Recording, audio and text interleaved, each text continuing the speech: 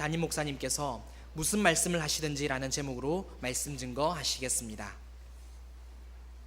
우리 믿음의 고백을 하나님께 드림으로 말씀 앞에 나아가도록 하겠습니다. 하나님, 나를 사랑하신다.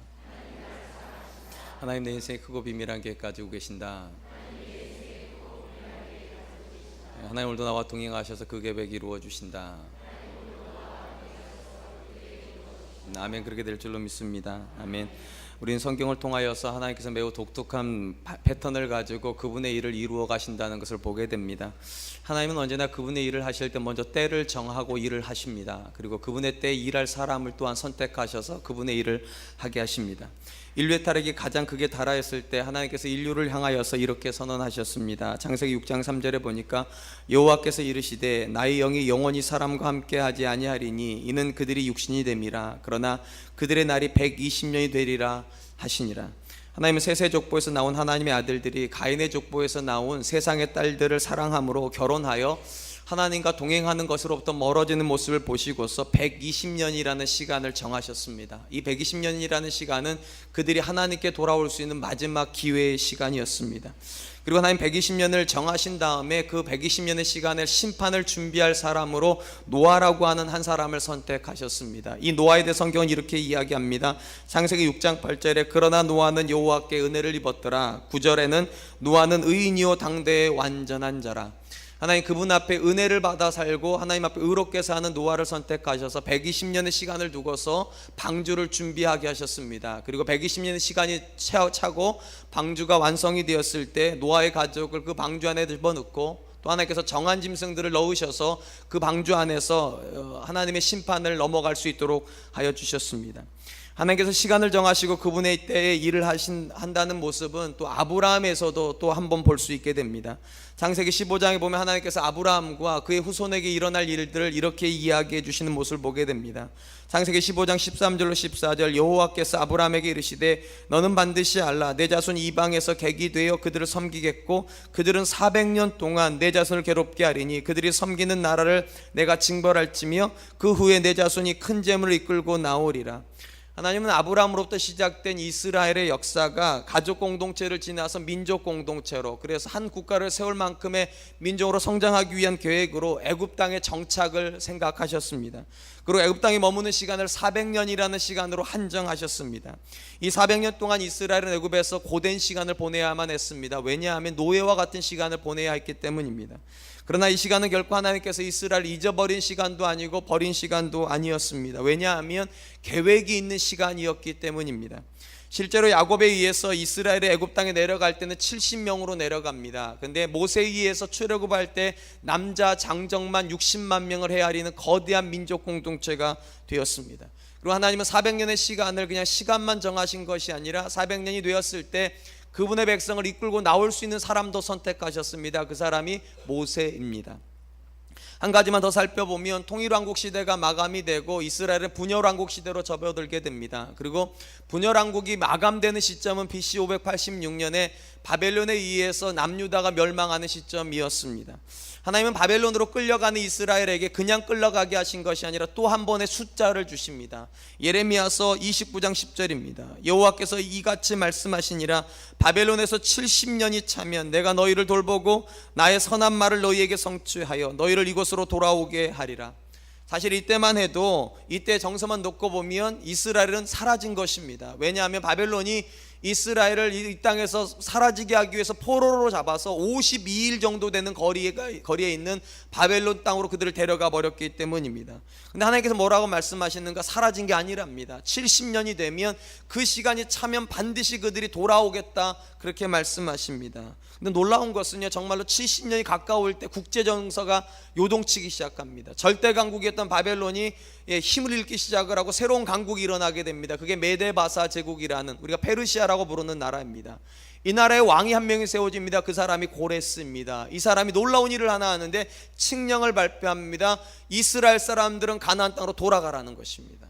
그럼 여러분, 고레스가 왜 그런 칙령을 발표하는 것입니까? 하나님께서 이 고레스에 대해서 성경에 이렇게 예언해 놓으셨습니다. 이사야서 45장 1절 그리고 4절입니다. 여호와께서 그의 기름 부음을 받은 고레스에게 이같이 말씀하시되 내가 그의 오른손을 붙들고 그 앞에 열국을 항복하게 하며 내가 왕들의 허리를 풀어 그 앞에 문을 열고 성문들이 닫히지 못하게 하리라.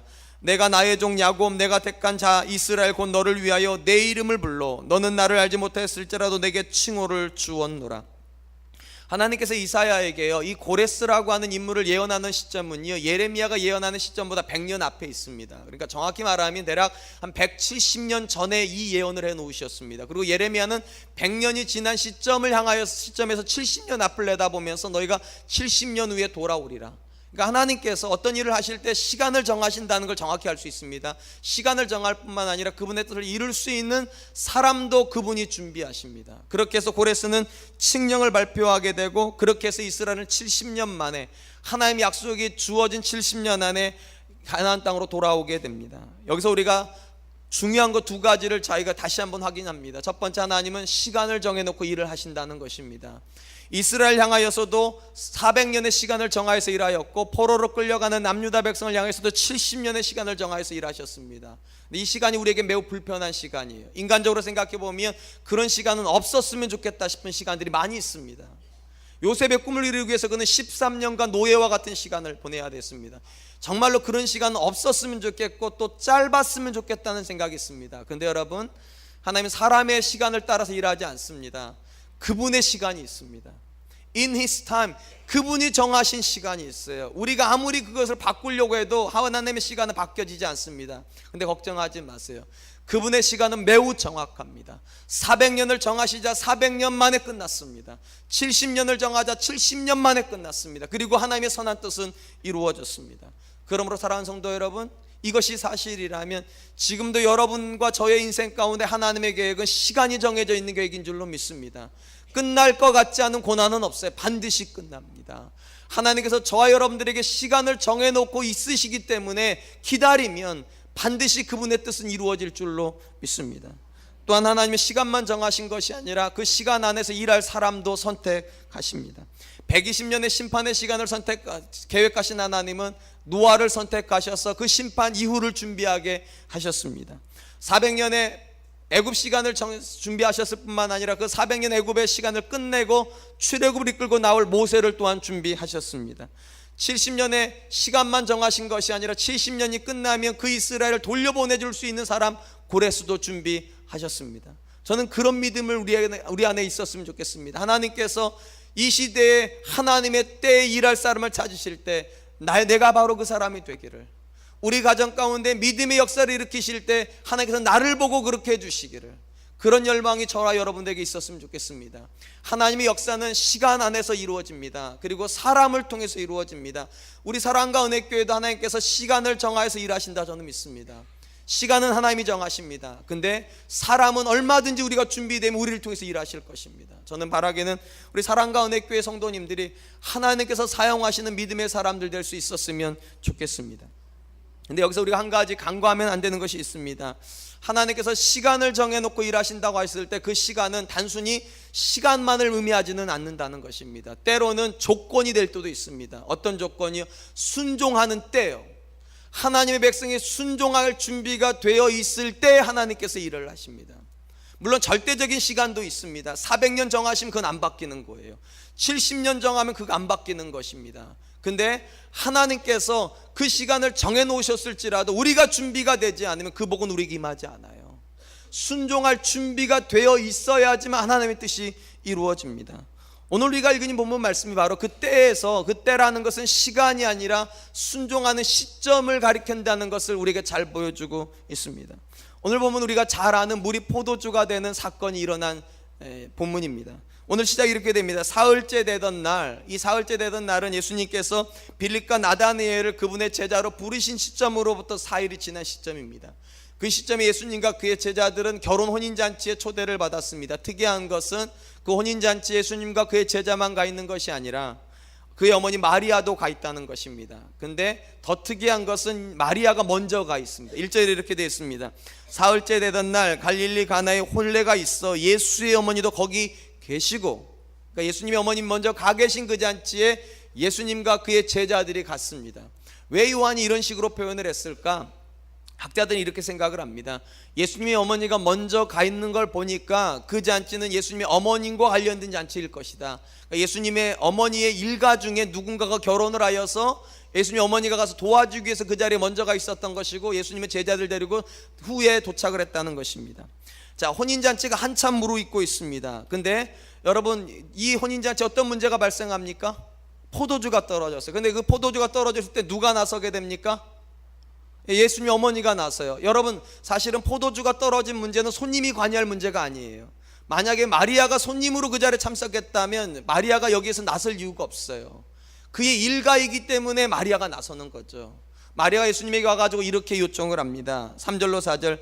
포도주가 떨어진지라 예수의 어머니가 예수에게 이르되 저들에게 포도주가 없다 하니 예수께서 이르시되 여자여 나와 무슨 상관이 있나이까 내 때가 아직 이르지 아니하였나이다.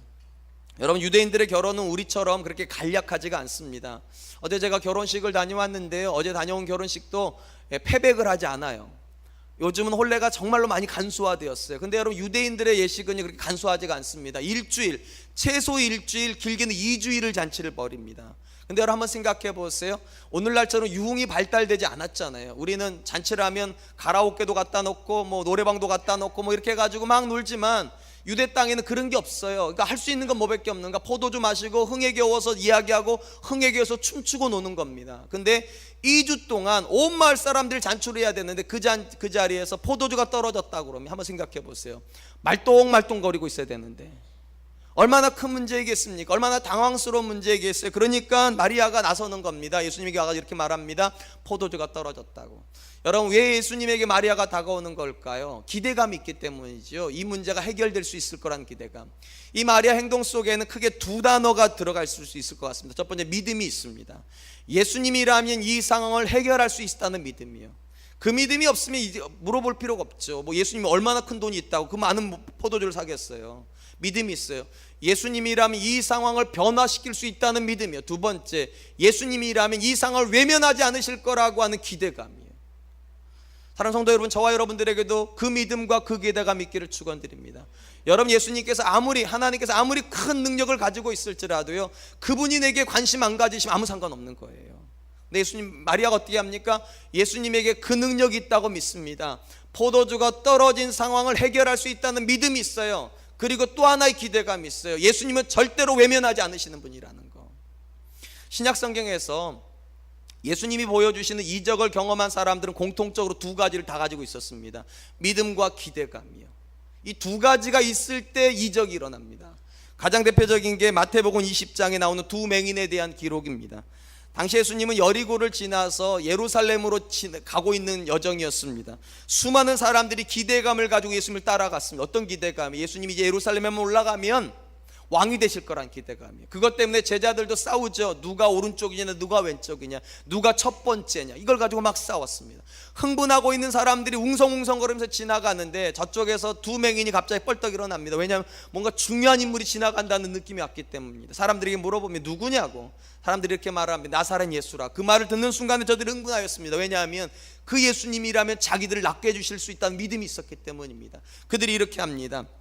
마태복음 20장 30절에 주여 우리를 불쌍히 여기소서 다윗의 자손이여, 믿음을 가지고 외쳤습니다. 근데 이 맹인의 이 절박한 외침이 예수님에게 들려지기 전에 차단이 돼 버립니다. 둘러싸고 있었던 무리들이 이 맹인들을 향해서 이렇게 말을 합니다. 마태복음 20장 31절. 무리가 꾸짖어 잠잠하라 하되 더욱 소리질러 이르되 주여 우리를 불쌍히 여기소서 다윗의 자손이여 하는지라. 여러분, 왜 무리가 잠잠하라고 그럴까요? 왜 맹인들은 정말 절박해서 우리를 좀 고쳐달라고 그렇게 절박하게 외치는데 왜 무리가 잠잠하라고 그럴까요? 이유가 있어요. 예수님은 바쁘시거든요. 지금요.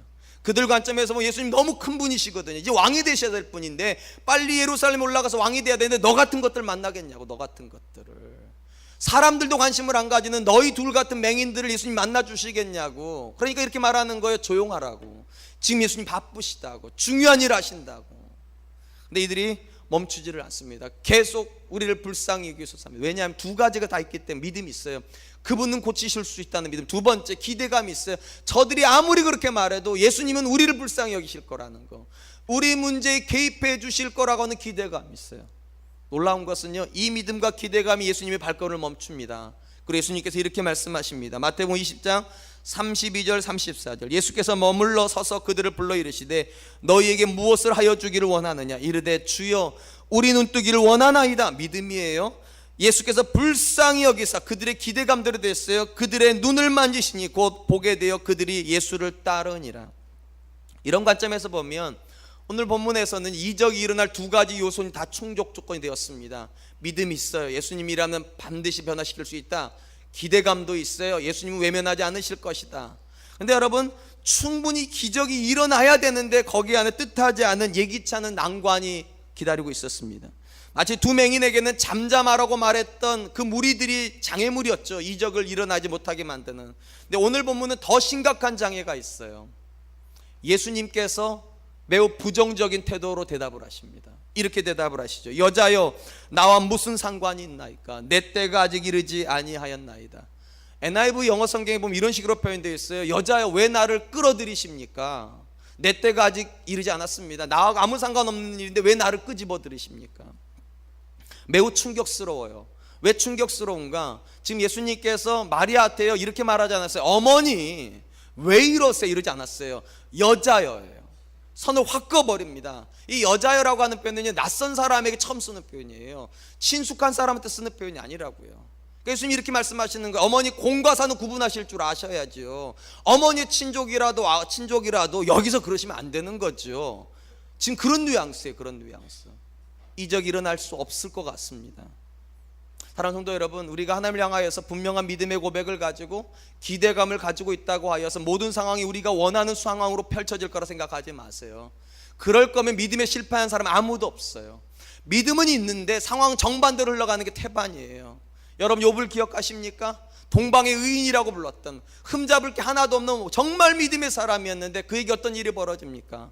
믿음 없는 사람에게도 안 일어난 일이 벌어져요. 다 죽어요. 가족이 다 죽어버리고 재산이 다 날아가 버려요. 믿음이 있는데 하나님을 향한 기대감이 있는데 정반대 일이 벌어져요. 믿음은 쉽지 않아요. 이 맹인 두 맹인에게 믿음이 있다니까요. 기대감도 있다니까요. 예수님이랑 고쳐줄 거라고. 그리고 이렇게 생각할 수 있잖아요. 주변에 있는 사람들이 불쌍히 여겨주면 얼마나 좋아요. 자기 얘기 아니라고, 자기 문제 아니라고 조용하라고 나 얘기하고 믿음을 꺾어버리는 이야기들이 있어요. 심지어 예수님 마리아가 요청하면은요 눈 찔끔 감고 해 주셔야죠. 아들한테 부탁하는 건데. 근데 그 예수님이 아주 차갑게 얘기하세요. 여자여 나와 무슨 상관이 있나이까. 무슨 말인가? 사랑하는 성도 여러분, 저 여러분들에게 믿음이 있고 기대감이 있다고 하여 상황이 그렇게 우리가 생각하는 것처럼 흘러가지 않습니다. 그래서 믿음은 어렵습니다. 그래서 우리에게 필요한 것이 이것입니다. 그럼에도 불구하고 또 믿어야 돼요. 그럼에도 불구하고 포기하지 말아야 돼요. 여러분 이 마리아가 왜 위대한지 아세요? 예수님께서 분명히 손을 확 껐는데도 그는 포기하지 않아요. 그는 여전히 믿고 있고 그는 여전히 기대감을 가지고 있어요. 그 증거가 무엇입니까? 예수님에게 외면당하자마자 그 여자가 등을 딱 돌려가 누구에게 달려갑니까? 종들에게 달려갑니다. 그리고 이렇게 말을 해요. 5절에 그의 어머니가 하인들에게 이르되 너희에게 무슨 말씀을 하시든지 그대로 하라 하니라. 여러분 지금 이 마리아가 지금 기대감 있는 겁니까 없는 겁니까? 기대감 있어요. 믿음 있는 겁니까 없는 겁니까? 있어요. 어떤 믿음? 예수님께서 그들에게 말할 거라는 믿음이요.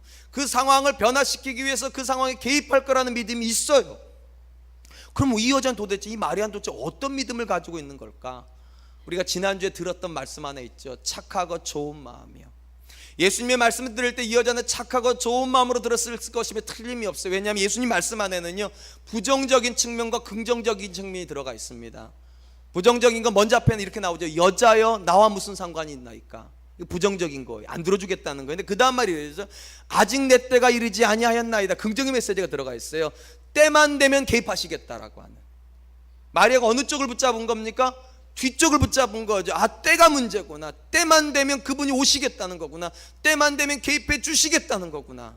그 믿음 가지고요 절망하지 않아요. 그래서 종들에게 달려가서 이렇게 말을 합니다. 무슨 말씀을 하시든지 그대로 하라고. 여기서 궁금한 건 이겁니다. 마리아가 생각하고 있는 그때, 또 예수님께서 개입하시는 그때는 언제입니까? 시간일까요? 사실은 이건 시간 아닙니다. 왜냐하면 마리아가 돌아서 가지고 종들한테 예수님 무슨 말씀하시는지 들으라 그렇게 말하고 나서 바로 이어서 예수님 말씀하세요. 시간의 간격이 거의 없어요. 그러니까 여기서 말한 내 때는 시간적인 때가 아님을 알 수 있습니다. 그럼 어떤 때인가? 마리아의 말 안에 답이 들어가 있어요. 무슨 말씀을 하시든지 그대로 하라. 쉽게 말하면 그분의 말씀에 반응할 준비가 되었을 때, 바로 그때예요. 그때의 역사가 일어난다는 거예요. 여러분, 이게 왜 중요한가? 그렇게 중요한가? 왜 이 절대적인 순종, 어떤 말씀을 주시든지 순종하는 것이 왜 중요한가? 사실은 순종하기가 어려운 말씀을 주시기 때문입니다. 순종하기가 매우 힘든 말씀을 주시기 때문이에요. 오늘 본문을 잘 보시면 예수님께서 예수님 어머니가 그렇게 말을 하고 나서 바로 이어지는 6절은 요한이 이렇게 설명을 하고 있습니다. 거기에 유대인의 정결 예식을 따라 두세 통 드는 돌 항아리 6이 놓였는지라. 여러분, 이 항아리가 어떻게 쓰임 받습니까? 이제 나중에 다 아시죠? 오늘 처음 오신 분 없으시죠? 여기에 들어가 있던 물이 뭐로 바뀝니까? 포도주로 바뀌어요. 그 근원이 되는 통입니다. 근데 이 요한이요, 이 통을 어떻게 소개하고 있는가? 크기를 소개하고 있어요. 두세 통 정도 들어가는 크기를 소개하고, 그다음 개수까지 소개하고 있어요. 6개가 놓여 있다. 의미가 있기 때문에 그렇게 하는 거예요. 여러분, 유대인들은요 정결 예법이 있습니다. 어떻게 하는가? 하루 바깥에서 외출하고 나오면 자기도 모르게 더러운 것이 몸에 묻었다는 생각이 있어서 손을 깨끗이 씻고 발도 씻습니다. 종이 있으면 종이 주인의 발을 다 씻어줍니다. 그때 쓰는 게 이 항아리에 있는 물이에요.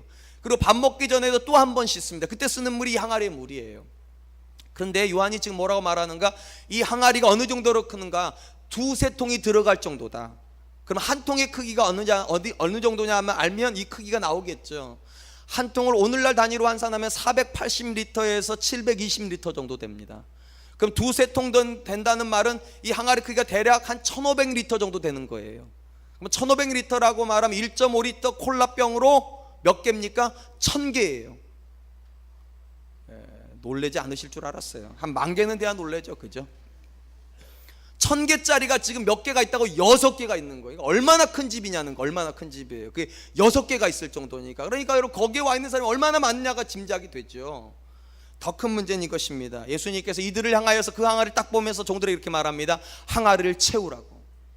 여기에 큰 난관이 있어요. 항아리를 채우라고. 그 큰 항아리를 채우라고. 여러분, 이 명령이 왜 어려운 명령인가? 여러분, 제가 아까 이렇게 말씀드렸죠. 유대인들은 바깥에서 외출했다가 돌아올 때 씻기 위해서 그 항아리를 쓰는 겁니다. 그리고 식사하기 전에 손 씻기 위해서 쓰는 거예요. 근데 지금 이 명령을 주신 시점은 어느 시점입니까? 이미 사람들이 다 들어와 버린 시점이고요. 이미 손 다 씻은 시점이에요. 식사하려고요. 그러면 의미가 없는 거잖아요. 그 물은 부어봐야 쓸데도 없는 물이잖아요. 부어봐야. 뭔 말인지 모르세요? 다 아시죠? 현실성이 없어요. 실효성도 없어요. 이미 다 씻고 들어갔는데 뭐 한다고 또 붓냐고요. 또 더 문제는 이거예요. 지금 물이 부족한 게 아니에요. 포도주가 부족해. 포도주가 부족한데 왜 물을 찾냐고, 예수님이요. 그리고 그걸 순종하랍니다. 그거를요. 그러니까 마리아가 가서 얘기하는 거라고. 무슨 말씀을 하시든지 너희 생각에는 이치에 안 맞는 말을 하고 현실성이 없는 것 같고 실효성이 없는 말을 해도 무슨 말씀을 하시든지 순종할 준비를 하라고. 더 놀라운 것은요, 이 당시는 수도꼭지 열면 물 쏟아지는 시절 아닌 거 아시죠? 우물까지 가야 됩니다. 우물까지요. 그리고 여러분이 풍습을 보시면 아시면 유대인들은 어깨에다 맵니다. 이렇게요. 두 사람이 짝대기를 넣어 매요. 근데 그거를 1500리터를 하나씩 채워야 되니까 그러면 그 떼약볕에서 얼마나 이 종들이 수고해야 되겠어요. 이 정말 쓸데없는 짓을 하는 거 사실은. 이미 다 손 씻고 들어가 버렸는데. 놀라운 일은요, 종들이 그 일을 한다는 겁니다. 어느 정도 하는 줄 아세요? 아귀까지 채웠답니다. 목까지 꽉 채웠대요. 여러분, 이거 아기 받쳐서 한 거 아니에요? 이거 아기 받쳐서 한 3개 정도 채우고 말아버렸겠죠. 아기 받쳐가. 근데 6개를 다 채웠어요. 다 채워지자마자 예수님이 이렇게 말씀하세요. 그게 주님의 때예요. 순종이 충족하게 이루어졌을 때 이렇게 말씀해서 떠서 갖다 주라고. 떠서 갖다 주라고. 주님의 때가 언제입니까? 하나님께서 언제 우리 인생 가운데 일하실까요? 아귀까지 순종할 때예요. 완전한 순종이 이루어질 때, 주의 말씀 앞에 완벽하게 순종하려고 하는 그 마음에 들어가 있을 때 하나님께서 그 문제에 개입하십니다. 우리는 성경을 통해서 하나님께서 그분의 자녀들에게 순종을 기대하신다는 거 다 압니다. 여러분, 이 자리에 모르시는 분 아무도 없어요. 그리고 하나님의 말씀이 진리라는 거 우리 다 믿습니다. 그죠? 근데 문제는 이 진리를 순종하라고 우리 순종을 잘 못합니다. 왜 순종을 못할까요? 이유는 딱 하나예요. 자꾸만 상식적으로 반응하려고 하니까요. 지금 주시는 이 말씀이 내 상황과 관련이 없다고 생각해 자꾸요. 그리고 자꾸 판단하려고 그래요. 이렇게 한다고 무슨 현실적으로 뭐가 달라지나? 내가 기도한다고 뭐가 달라지나? 내가 기뻐한다고 뭐가 달라지나? 내가 감사한다고 뭐가 달라지나? 그래서 실질적이고 그리고 실제적인 문제에서만 순종하려고 그러지, 전혀 상식적으로 맞지 않는 문제에 대해서는 순종하지 않으려고 합니다. 근데 여러분, 마리아가 지금 뭐라고 말합니까? 무슨 말씀을 하시든지 여러분에게 판단을 기대하시는 게 아니라고요. 만약 종들이 판단했다 생각해 보세요. 이렇게 판단했다 생각해 보세요. 아니, 주인들 다 들어갔는데, 손님들 다 들어갔는데, 손도 이미 다 씻었는데 왜 물 채우라고 그러냐고. 영어로 이렇게 말해야 되지 않겠어요? Are you crazy? 미친 거 아니시냐고. 지금 손님들 다 들어갔는데 왜 물 채우라고 그러냐고. 이게 뭐 수도꼭지 튼다고 물 나오는 것도 아닌데 그 먼 거리를 갔다 와야 되는데 그걸 채워야 되냐고. 마리아가 그래서 개입하는 겁니다. 무슨 말씀을 하시든지. 사랑하는 성도 여러분, 하나님께서 우리에게 주신 명령은요, 다 어렵습니다. 우리가 생각하고 순종하려면 다 어렵습니다. 판단하고 순종하려면 절대로 순종 못합니다. 생각을 내려놔야 돼요. 판단을 내려놔야 돼요. 현실적이냐 이게 실제적이냐 그걸 따지면 안 돼요. 주님이 말씀하셨으니까 주님 말씀하옵소서, 주의 종이 듣겠나이다. 그 마음이 안 들어가면 절대로 순종 안 되고요, 순종이 안 일어나면 하나님 일하지 않으십니다. 여러분, 여리고성 앞에 섰을 때 이스라엘 백성에게 하나님께서 어떤 명령하셨던지 기억나십니까? 여리고 앞에 섰을 때 하나님께서 이렇게 명령하십니다. 여호수아서 6장 2절로 3절에 여호와께서 여호수아에게 이르시되, 보라, 내가 여리고와 그 왕과 용사들을 내 손에 넘겨주었으니 너희 모든 군사는 그 성을 둘러 성주위를 매일 한 바퀴씩 돌되 엿새 동안을 그리하라. 여러분, 이스라엘이요, 요단강을 건널 때 얼마나 비장한 마음으로 건넜을까요? 비장하지 않을 수가 없는 것이, 그의 아버지 세대가 이렇게 보고를 했었거든요. 그 땅은 성벽이 크고 그 땅을 지키는 사람들은 다 커서 다 거인족 속이라고. 여러분, 그 견고한 성과 싸워야 되고요, 그 견고한 사람들과 싸워야 되니까 얼마나 마음이 비장했겠어요. 막상 앞에서 보니까 그 성이 너무 웅장합니다. 너무 으리으리해요. 여러분, 고고학적 자료에 의하면 여리고성은요, 내벽과 외벽으로 구성이 되어 있었다고 합니다. 그리고 외벽의 크기만 이렇게 되어 있어요. 두께가 1.8m 두께가, 그리고 높이가 9.2m, 그리고 내벽과 외벽의 간격이 4.6m. 우리 교회는 절대로 안 놀래요. 아무리 불러줘도. 여러분 생각해 보세요. 그 당시 크레인이 없어요. 근데 9m예요. 거기서 어떻게 싸워야 되는 거? 활 쏘고 칼, 그거로 싸워야 돼. 9m로 어떻게 이기냐고요. 외벽을 무너뜨렸다 쳐요. 내벽이 또 있다니까요. 인간적으로 절대 못 넘어뜨리는 성이에요. 근데 하나님께서 뭐라고 그러시는가? 성 돌랍니다. 돌아버리겠어 이건 진짜로.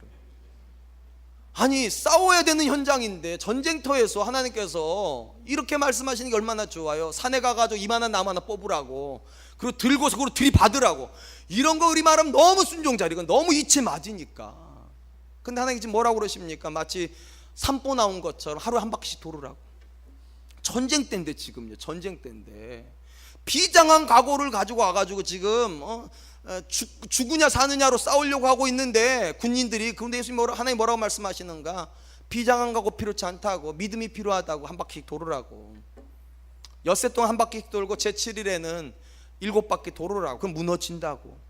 자, 상식적으로 한번 생각해요. 저와 여러분들이 그 현장에 있다고 생각, 돌겠습니까? 이제 머리가 돌아버리겠죠. 상식적이지가 않잖아요. 이게 어떻게 상식적이에요 이게요. 9m 성벽을 무너뜨려야 되는데 1.8m 두께를 무너뜨려도 또 내벽이 나오는 성 앞에 어떻게 우리가 그걸 무너뜨리겠습니까? 활을 만들으라고 그러면 순종하기 쉬울 텐데, 칼을 만들으라면 그나마 순종하겠는데, 나무를 뽑으라면 그거 순종하겠는데, 돌으라고 그러니까. 놀라운 것은요, 그 현장에 저와 여러분이 없는 게 참 다행이에요. 여호수아와 그 백성들은요, 판단하지 않습니다. 생각하지 않습니다. 이렇게 반응하는 것 같아요. 주여 말씀하옵소서, 주의 종이 듣겠나이다. 그들은요, 정말 바보스럽게 돕니다. 정말 바보스럽게 7일간을 13바퀴를 돌아요. 놀라운 일이 벌어지죠. 무너져 버립니다. 현실성이 없는 명령이었는데, 실효성이 없는 명령이었는데, 하나님의 명령에 순종하자 여리고성이 무너져 버렸습니다. 사랑하는 성도 여러분, 하나님께서 우리에게 주시는 명령은 대부분 실효성이 없어요. 대부분 현실성이 없어요. 한번 생각해 보세요. 항상 기뻐하라. 여러분, 항상 기뻐집니까? 된다는 표정이신데. 저희 집에 아들 둘이 있는데 걔네만 봐도 항상 기뻐하기가 어려워요. 이게 돈 먹는 기계들이고 툭하면 반항하고 어떻게 항상 기뻐하냐고요. 여러분의 배우자 보면 쉬지 말고 기도는 나오죠, 정말. 그죠? 기도해야죠. 이제 결혼 생활하면 쉬지 말고 기도해야 돼. 그건 뭐 가능하겠어요? 범사에 감사가 됩니까? 그 남편 보고도 감사가 나와요? 그 아내 보고도 감사가 나와요? 이 교회 형편을 보고도 감사가 나와. 근데 여러분, 하나님 뭐라고 말씀하시는가? 항상 기뻐하라, 쉬지 말고 기도하라, 범사에 감사하라, 이는 그리스도 예수 안에서 너희를 향하신 하나님 뜻이라고. 실효성이 없는 명령이에요. 사실은요. 사실 이렇게 해야 되잖아요. 항상 기뻐할 일 주시면서 기뻐하라고 그러셔야죠. 기도하면 막 탁탁탁 이루어지는 거 보여주시면서 쉬지 말고 기도해라고 그래야 되잖아요. 범사에 감사할 제목이 막 널려야지 뭐 되는 거잖아요, 우리는요. 근데 우리 가정에 자녀가 속을 썩이는데도, 내 남편 내 아내가 나에게 정말 아픔을 주는데도, 경제적인 어려움이 있는데도 하나님 뭐라고 말씀하지 않으세요? 현실성 없는 명령 주세요. 항상 기뻐하라고, 쉬지 말고 기도하라고, 범사에 감사하라고, 이는 그리스도에서 예수 안에서 너희를 향하신 뜻이라고. 무슨 말인가? 그것이 되면 하나님께서 여러분 인생에 개입하신다는 거예요. 그것이 되면 하나님께서 여러분 인생에 여리고성도 무너주시고, 그것이 되면 물이 포도주도 되게 하시고, 그것이 되면 골리앗도 무너지게 하신다는 거예요. 근데 우린 자꾸만 판단해요. 기뻐할 일이 없어서 기뻐 못한다고 그래요. 기도해도 하나님 안 들어주신다고 기도 안 해버려요. 감사할 제목이 없다고 감사 안 해버려요. 그러면서 하나님만 원망해요. 하나님 일 안 하신다고, 하나님 우리 인생 가운데 다가오지 않으신다고. 사랑하는 성도 여러분, 오늘 말씀을 기억하세요. 무슨 말씀을 하시든지 현실성이 없고 실효성이 없고 나를 매우 힘들게 하는 명령일지라도 무슨 말씀을 하시든지 그 말씀 앞에 순종한 자들에게요, 물이 포도주가 돼요. 그냥 포도주가 아닌 거 아시죠? 극상의 포도주가 돼요. 사랑하는 성도 여러분, 저 여러분들에게도 그 마음이 있었으면 좋겠습니다. 주님 말씀하십시오. 무슨 말씀을 하시든지 주의 종들이 듣겠습니다. 주님, 오늘도 감사할 제목이 하나도 없지만 감사하겠습니다. 기뻐할 이유가 하나도 없지만 주의 명령이니까 기뻐하겠습니다. 기도해도 안 들어주시는 것 같아도 그래도 오늘도 기도하겠습니다. 그 순종하는 마음이 있으면 오늘도 우리 앞에 홍해는 갈라질 줄로 믿습니다. 오늘도 물은 포도주가 되는 이적은 벌어질 것입니다. 오늘도 우리가 쓰러뜨릴 수 없어서 절망스러운 그 여리고성은 무너질 것입니다. 제가 지난주에 그렇게 말씀드렸어요. 착하고 좋은 마음으로 말씀 들으라고. 듣는 걸로 멈추지 마세요. 그걸 가지고 사세요. 판단하려고 하지 마시고, 재단하려고 하지 마시고, 여러분의 경험으로 자르려고 하지 마시고, 무슨 말씀을 하시든지 그 말씀대로 사십시오. 그러면 하나님께서 오늘도 저 여러분의 삶 가운데 역사하실 줄로 믿습니다. 이제 말씀을 맺겠습니다. 제가 설교를 시작하면서 하나님은 때를 정하시고 그때에 일할 사람도 선택하신다고 말씀하셨습니다. 오늘 본문에서 말하는 때는 시간적 때가 아니에요. 조건적인 때. 어떤 조건적인? 무슨 말씀을 하시든지 내가 살겠노라고. 종들이 그 아기까지 물을 채우는 건 정말로 어려운 일이에요. 그런데도 마리아가 뭐라고 말합니까? 무슨 말씀을 하시든지 그대로 하라고. 그 조건만 맞으면 주님은 말씀하실 거라고. 또한 사랑하는 성도 여러분, 어떤 사람에게 이런 역사가 일어납니까? 마리아와 같은 사람이에요. 실망하지 않는 사람이에요. 우리 하나님은 반드시 오신다. 그분은 반드시 우리 인생 가운데 개입하셔서 여리고도 무너뜨려 주시고, 홍해도 갈라주시고, 골리앗도 넘어뜨려 주시고, 물을 포도주로 바꿔주실 수 있는 분이다. 그 믿음 가지면 시간이 문제일 뿐이에요. 하나님 반드시 오실 줄로 믿습니다. 이번 한 주간 하나님 앞에 이렇게 말씀하십시오. 주여 말씀하옵소서, 주의 종이 듣겠나이다. 이번 한 주간이 그런 복된 한 주간 되시기를 주님의 이름으로 축원드리겠습니다. 이 시간 우리 하나님 앞에 찬양을 드릴 텐데요, 모든 상황 속에서라는 찬양입니다. 하나님께서 우리에게 기대하시는 것은 때때로 순종하는 거 아닙니다. 무슨 말씀을 주시든지 좋은 환경에서만 기뻐하는 걸 원하시는 것이 아닙니다. 항상입니다. 하나님 우리에게 어떤 상황, 어떤 말씀을 주시든지 하나님을 향한 기쁨의 마음을 가지고, 순종하는 마음을 가지고 살겠습니다. 하나님 앞에 우리 그 마음 담아서 우리 하나님께 찬양 드리도록 하겠습니다. 모든 상황 속에서 주를 찬양할지라. 모든 상황 속에서 주를 찬양할지라. 주는 너의 큰 상급, 주는 너의 큰 상급, 큰 도움이시라. 큰 도움이시라. 주의 얼굴 구할 때, 주의 얼굴 구할 때 주옵사. 주의 영을 부사 크신 사랑 안에서 크신 사랑 안에서 주를 보게 하소서.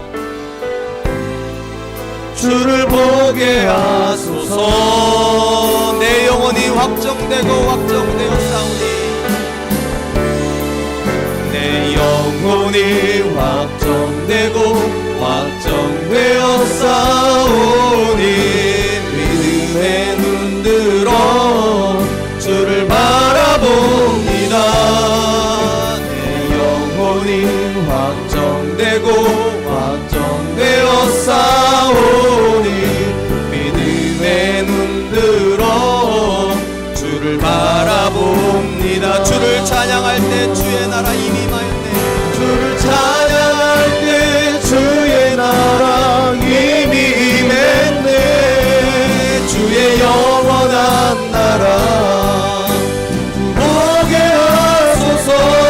내 영혼이 확정되고 확정되었사오니 내 영혼이 확정되고 확정되어 싸우니 믿음의 눈들어 주를 바라봅니다. 내 영혼이 확정되고 확정되어 싸우니 믿음의 눈들어 주를 바라봅니다. 찬양이 좀 어려우니까 두 번은 안 할게요. 근데 가사가 우리에게 주는 도전이 있습니다. 맨 윗 가사하고 맨 밑에 가사가 그래요. 모든 상황에서 주를 찬양할지라. 여러분, 이건 명령입니다. 내 영혼아 여호와를 찬양할지어다. 내가 내 영혼을 향해서 명령할 수 있어야 합니다. 모든 상황에서, 감사할 수 없는 모든 상황에서 주님 명령이시니까, 주께서 그것을 기뻐하신다니까, 그것이 하나님의 뜻이니까 여러분 영혼을 향해서 명령하세요. 이번 한 주간 주님 모든 상황에서 내가 찬양하겠습니다. 그리고 여러분이 찬양하면 어떤 일이 벌어집니까? 맨 마지막에 이렇게 돼 있어요. 주를 찬양할 때 주의 나라 이미 임했네. 하나님이 도와주시기 위해서 여러분의 문제 상황에 들어와 계시답니다.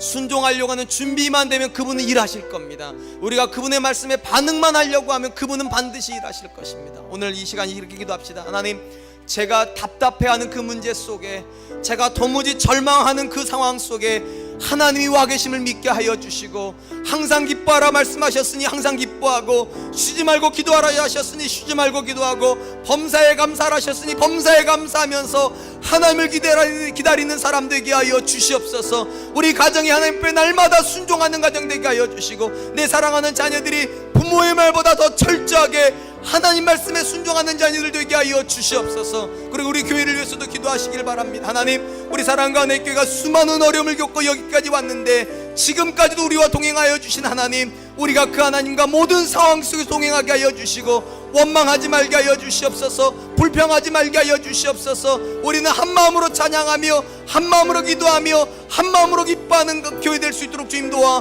주시옵소서. 우리 하나님 앞에 우리가 한번 그 마음 담아서 한번 같이 기도하도록 하겠습니다. 기도하겠습니다.